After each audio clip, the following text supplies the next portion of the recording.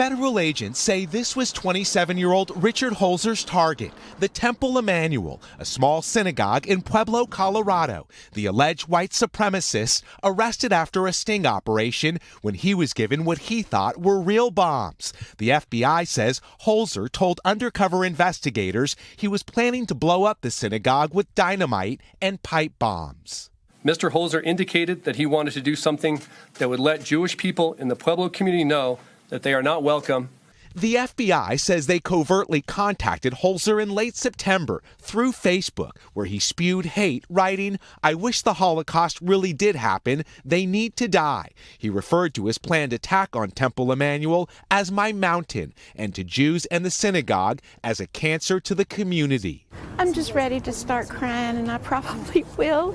This is just the most horrible thing I could imagine. Before meeting with undercover agents, the FBI says Holzer sent a video of himself walking the exterior of the synagogue. Over the phone, investigators say he wanted to demolish the building, adding Phase 3 would be outside of Pueblo and bigger and better. You feel like you're a target.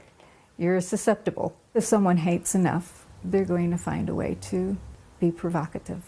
With Holzer taken into custody Friday, the FBI told Congress last week acts of domestic terrorism, We're under fire. like the attacks in Pittsburgh and Poway, mostly come at the hands of white supremacists. He could have come on Sunday and just blown up dreams of entire families. This morning, tragedy averted amid what federal agents call the face of hatred.